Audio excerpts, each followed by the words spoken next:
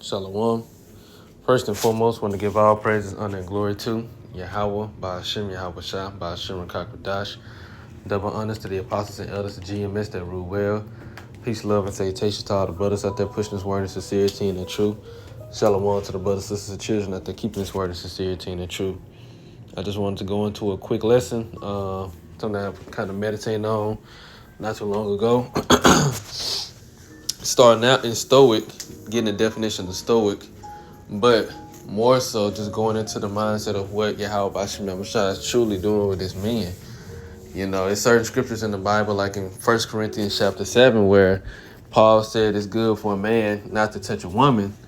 And, you know, we understand why, because, you know, he also goes into how a man that's single is going to focus more on Yahweh Bashim Yahushua, how he can please the Lord. But just, you know, going through different experiences, reflecting, seeing how the mindsets of Eve is, and then also too, just seeing the difference in dealing with women and being on your own as a man, you start to really just see what Paul was going into as well. Like, you see it more clearly, more in depth. And as Yahweh Bashim Abashah is working with you, you know, and ultimately growing you as an individual, as a son of Yahweh, you know, as a son of God, you start to adapt and become more and more of a stoic. And that's why I want to start in this definition. So it says stoicism is an ancient philosophy that emphasizes living a virtuous life, which is a morally upright life, focusing on what's within our control and cultivating resilience in the face of adversity. And that's a part of becoming a man as well, because men, we're not supposed to be weak or weak-minded. You know, Yahweh Shem Abashai told us to be strong. You know, he always tell us throughout the scriptures, gird up your loins. You know, of course, you know, the loins is dealing with a man, with you know, basically with his area. But also too, he tells us to gird up the loins of your mind. Get your mind together, get your mind right. So Yahweh Shai is always encouraging and commanding us to be manly, be a man. And stoicism or being a stoic is all a part of that process. So it says the core principles: virtue is the only good. Stoics believe that the only true good is a virtuous character, a morally upright character, which is what Yahweh Shai teaches us to be.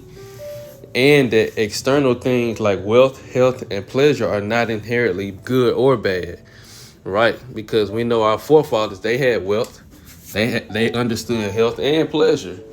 You know, both of the physical things like, you know, food, wine, women, you know, and things of that nature.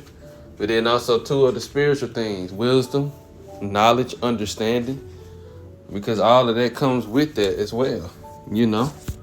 So ultimately they understood just like we're coming to the understanding of life is about keeping the law, statutes, and commandments and serving Yahweh Shem Shai. But we're doing this on a place that he created to be paradise, so we can enjoy the things that he created, as well as still keep our, you know, serve our purpose. It says focus on what you can control. A key tenet is distinguishing between what's within our control, our thoughts, our actions, and reactions, which is always something that Yahweh Shai tells us to reconform, because we should always be becoming a greater version of ourselves and getting rid of more and more of the old man, which the old man was brought up in this world. You know, he was brought up in Babylon the Great, and you have ways, ideas, thoughts, patterns that's been indoctrinated or instilled in you through America's ways, whether it's been through your parents or your mother or your family, your siblings, friends, your own experiences, so on and so forth. But Yahweh Shai teaches us how to think and move and react spiritually, so that we can become, you know, be the best versions of ourselves, and also have the best outcome in our different experiences, and be more like Yahweh Shai. So it says our thoughts, actions, and reactions, and what's not, like external events and other people's actions, things that we can't control. We don't worry about that. We leave it to Yahweh Shai. It says live in accordance with nature. This means living in accordance with reason and the natural order of the universe, and accepting what happens as part of that order.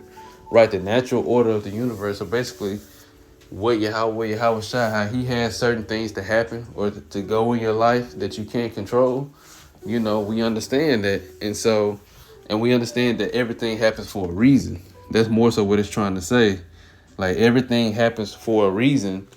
And, a lot of times those reasons or the things that happen might not be pleasant, but we understand that, again, everything happens for a reason, and the Lord has a plan for everything. It said the universe, but ultimately we know who controls the universe, Yahweh Shai. So it says Stoics aim to develop mental strength and emotional stability to navigate life's challenges with grace and composure. And that's all of this is associated with a man. Because men, we are to be emotionally and mentally strong to be leaders. Because that's what sets us apart between a woman. Women are not as mentally strong as a man. A woman will break down far sooner and far quicker than a man would at life challenges. And emotional stability. A woman, again, is subject into her emotions, which we're not subject into our emotions, which is why we don't be sensitive to the things that women be sensitive to, and that's what makes us far greater leaders. And it teaches us how to basically keep a woman and her emotions in check, so that she don't destroy herself, which is a part of our purpose. But it said we do that, and we're able to do that with grace and composure. That's truly what a real man would do. And even though, because you got a lot of men, they might not be of this truth, not being this truth, but they still adapt or are adapting the mindset of being a stoic, But real stoicism or the real virtues of being a man is found in the scriptures. That's where it's first talked about it. And then it says the four cardinal virtues is wisdom, justice, courage, and temperance. All of these is found in the scriptures, because Yahweh Shai, the one who created this and created this concept and created this behavior, this mindset, so on and so forth. So it's all originated and found in the scriptures. So I'm gonna read these last three, then I'm gonna get some scriptures. It says modern relevance, Stoic mental health. Stoicism offers practical tools.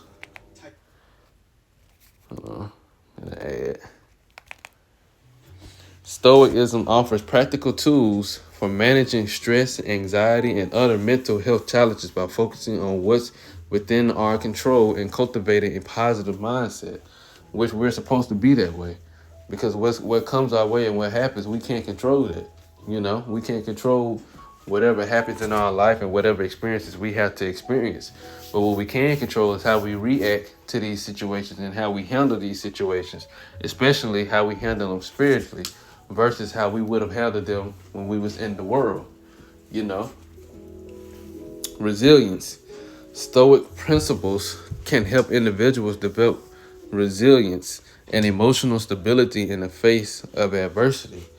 Right. Being able to face our problems head on with patience, because patience goes into suffering. Being able to patiently endure whatever adversities or challenges come our way without wavering, without being doubtful, without giving up, or without being in a mode of, wanting to give up. This is all a part of Stoicism. And this is all a part of what sets the men of the Lord apart from everyone else. Because going back to those four virtues, it started off with wisdom. But wisdom, knowledge, and understanding is all coupled together, and all that's found in the scriptures.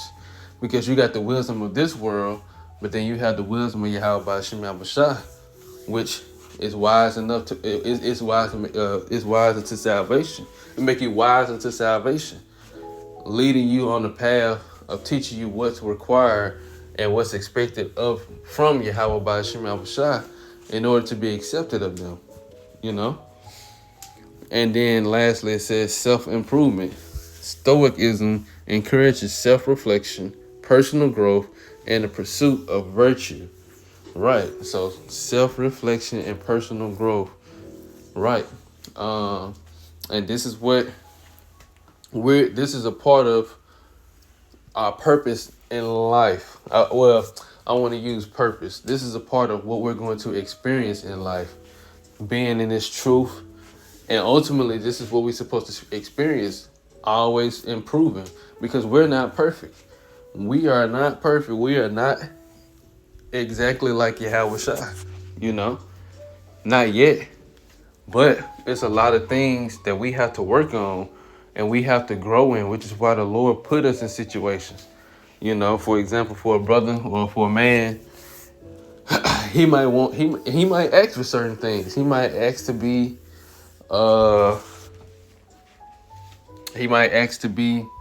more stern and more austere in his conduct. And the Lord might hear his prayer and set it up and have it set up already. Like, okay, I'm gonna have you go to the bar one day. You gonna go to the bar, and it's this particular woman I'm gonna have there with you. You're gonna meet her there, and y'all go hit it off.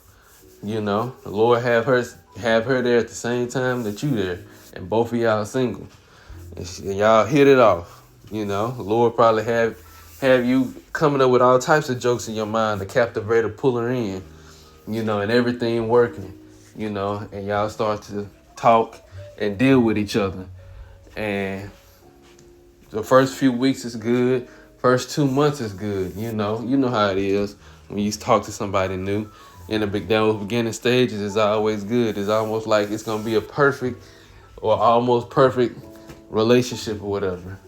And then boom, you start hitting those trials, those bumps, those situations that make you be like, oh, okay, this is the issue that we're gonna have to iron out. You know? And next thing you know, now you dealing with a whole different type of person over time, you know, because it might not start immediately. Eventually, it might start later on. You know, you might have to go through a couple different issues before the Lord just really, really put you in those moments where you gotta really use wisdom, and then y'all might break up, and you might not be dealing with it no more.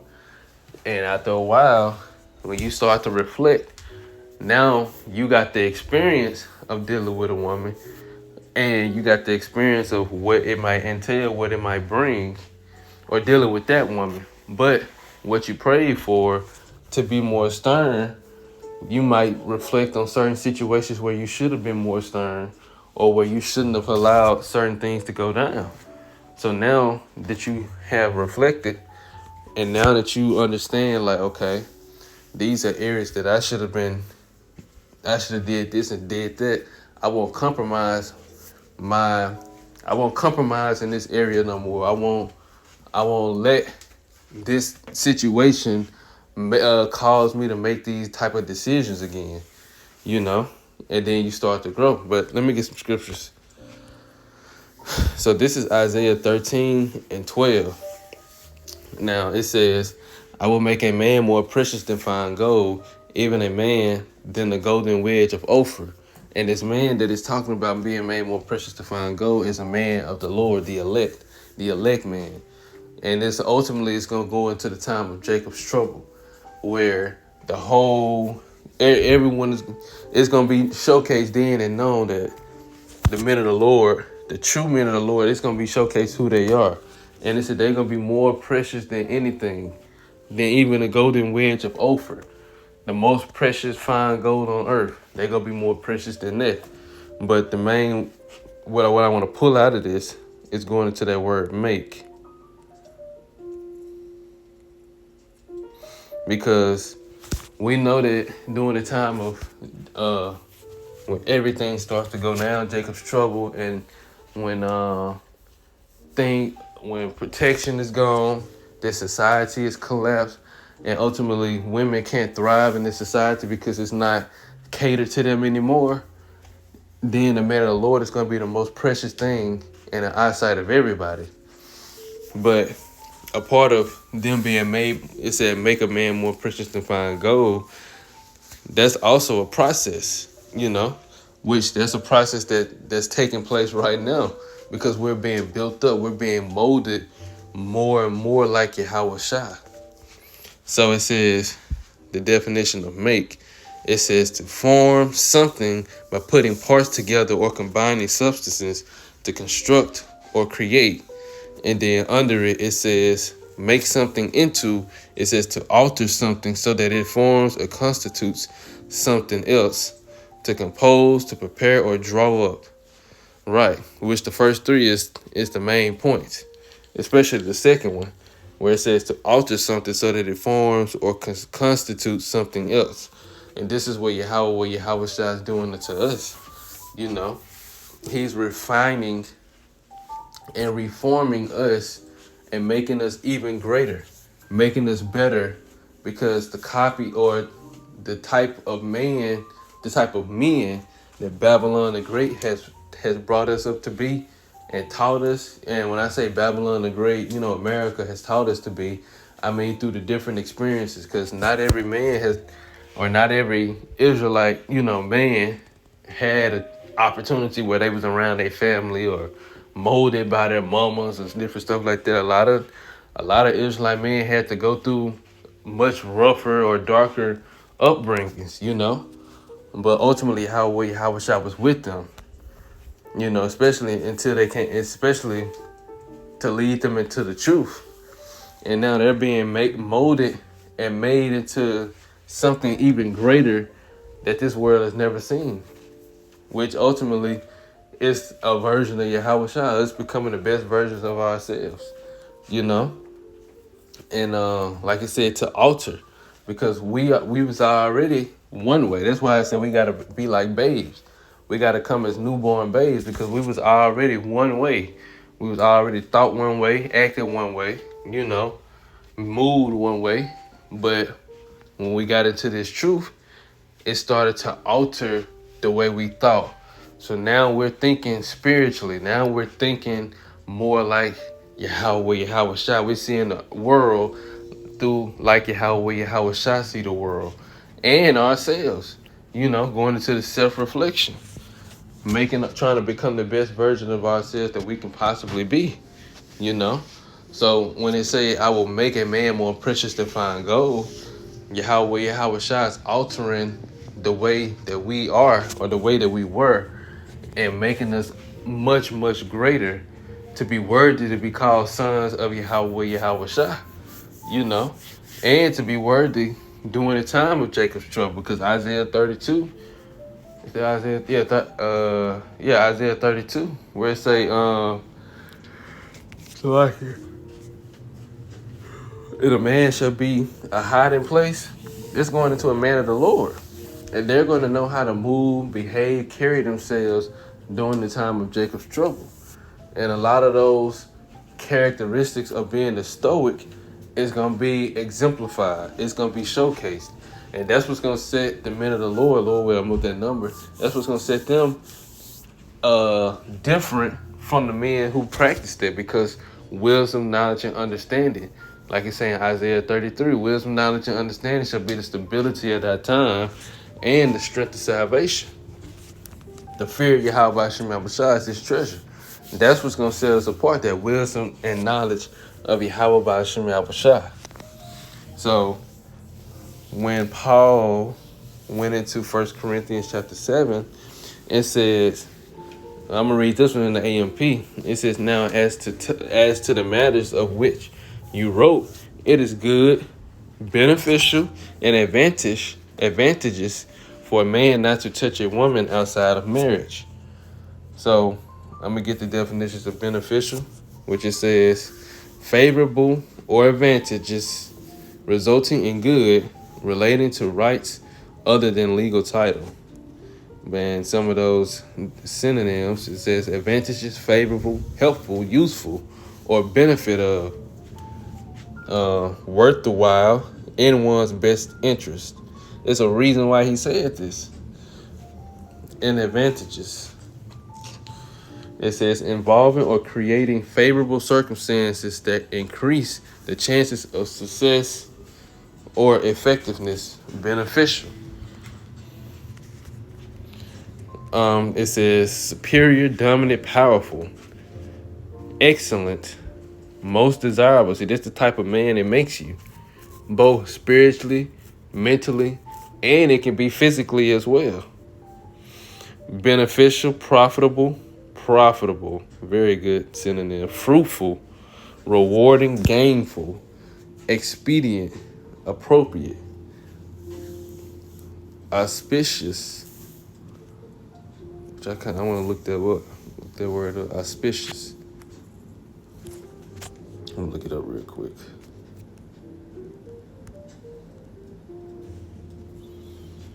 It says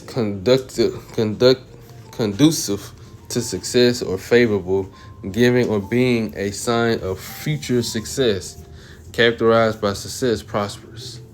Right. So this is what it said. This is what it does. And that's just an example. I use that example with the whole woman and everything because I knew I was gonna get this scripture as well. But this is a part of it's a part of it because as a man, a woman is gonna be something that you're gonna want at some point in your life. You're gonna want a woman. But just me speaking, at least the current version of myself speaking right now, I'm good. Me just personally, because now I'm starting to understand more and more of why Paul, went into this. I'm understanding more and more of the elders and the brothers, but all this come through experience. Different experiences, being able to reflect, just like the Stoic definition said, being able to reflect and like, oh, so I see why. I start to understand it. Then you correlate these things with the scriptures, and it brings even more understanding. Because when you start to reflect, Yahweh Shai starts to deal with you even more. You start putting scriptures in your mind to remind you. Like you remember, it was written right here. You remember you read this. Now associate this scripture with your experience, and then think about it, and then you start to get more insight, more understanding.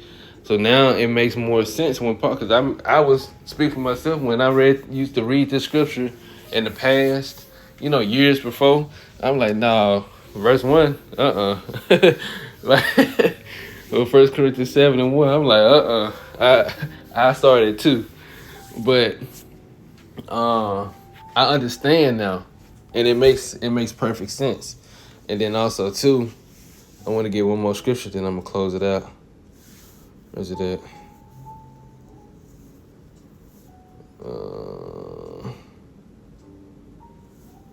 It's on down.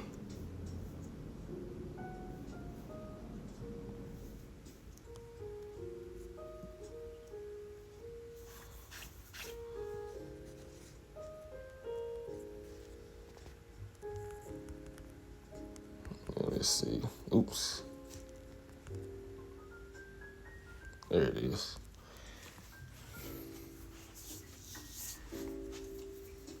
This is 1 Corinthians chapter 7 and 32.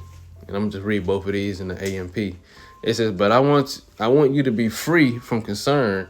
The unmarried man is concerned about the things of the Lord, how he may please the Lord. And that's a very true statement, because all of this goes into verse 1, the beginning of the chapter. All this goes hand in hand, but just going into certain points, certain key points. And I'm not saying that it's a bad thing. Just like Paul said, he's not saying it's a bad thing for a man to be with a woman and a woman to be with a man. He's not saying that, and I'm not trying to say that either. But I see the advantage. Each situation and each brother is going to be different. But I understand more and more, why he said that and the benefits that come from it. Being able to spiritually, mentally, and physically grow. Because physical growth can come too, your situation, even your health and even your body working out. Because I remember a couple years ago, when the elders used to go into videos about the woman and brothers that don't have women, and they tell you to focus on yourself, they tell you to learn how to cook, work out, different things like that. Learn a new skill, work on yourself, make yourself more valuable. And it makes all the more sense to me, me personally now, because I'm doing all those things. And upon doing all these things and I'm keeping my peace, that also goes into why Paul said that to start off the chapter, because he said you're gonna have trouble in the flesh if you're dealing with a woman. And again, this is not to say dealing with a woman is a bad thing, because the Lord allows that to happen. Sometimes you might be in the mindset that, well, I ain't gonna deal with no woman, I'm gonna be cool. And then he send one down your way, and it ain't nothing you can do. You was destined to deal with her, and y'all might work, y'all might not. Or you might think you're gonna want to deal with one, and the Lord have you single for a while, or however he do it. But it said the unmarried man is concerned about the things of the Lord, how he may please the Lord. But the married man is concerned about the worldly things, how he may please his wife. And that's not saying that that's a bad thing. It's just saying that being in this world, a lot of these women, they're gonna want your time. Being unmarried, you can give your time to Yahweh Shai, and then allocate your time to yourself and do what you need to do. But when you're dealing with a woman, you have to allocate your time to Yahweh Shai first and foremost, and then you have to divide, your time on how you gonna deal with your affairs, because you still have to give that woman attention. That's why he said it. It said, but the married man is concerned about worldly things, how he may please his wife. Not because he wants to, but because dealing with a woman, that's what comes a part of it. And his interests are divided. The unmarried woman or the virgin is concerned about the matters of the Lord, how to be holy and set apart both in body and in spirit. But a married woman is concerned about worldly things, how she may please her husband. Right, so it goes both ways, even with the women. Because a woman that's not dealing with a man, she's trying to become a better version of herself too, so that when she get with a man of the Lord or get with a man, she would be, she would compliment him, and she would enhance his life, be able to do things to make it easier on him, and that's how it's supposed to be. Because going back to what I said with myself, just becoming a better version of myself, learning new skills, perfecting old skills, enhancing old skills, and getting my physical health together, working out, and still having my peace. I'm doing everything, that the woman supposed to be doing, cooking, cleaning, taking care of myself, this, that, and the third, and still have peace and still have time to myself. So me personally, I'm not going to just add no woman to my situation, because that's going to start to take away that peace. And then possibly I won't even get the other stuff done, that she's supposed to be doing. She might not even be doing it. We just want our portion. That's really what we want. Just want your portion, but ultimately just becoming a better version of yourself and still able to take care of the needs that need to be done. I might get one more.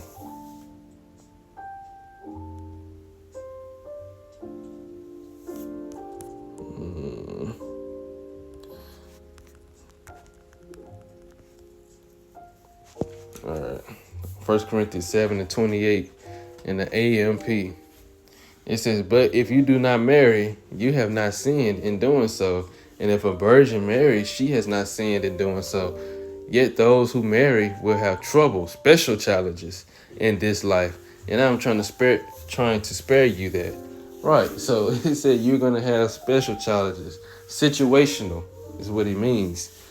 dealing with your situation, however it may come, you know. But that's just a part of this walk, you know. That's all a part of it. Because sometimes those special challenges, like you say, or the trouble in the flesh is needed for character growth for both parties, for both man and woman. But in this situation, especially for the point of this lesson and going into the man being a stoic, you know. So all of this works hand in hand. So when the Lord said he gonna make a man more precious than fine gold, all of this, all this experience, this wisdom, knowledge, understanding, the proverbs, and the reflection, everything, all of that goes hand in hand to make these men, you know, the men of the elect, the men of the Lord, to shape them up into who they are and who they will be, you know. And like I said, Lord will them up that number. So, Lord will, this was an edifying lesson. Lord will, it made sense, you know. I want to give all praises, honor, and glory to Yahweh, by Hashem Yahweh Shai, by Hashem Rakakwadash. Double honors to the apostles and others, to GMS, to Ruel. Peace, love, and salutation to all the brothers out there pushing his word, sincerity, and the truth. Shalom to the brothers, sisters, and children out there keeping his word, sincerity, and the truth. And until next time, shalom.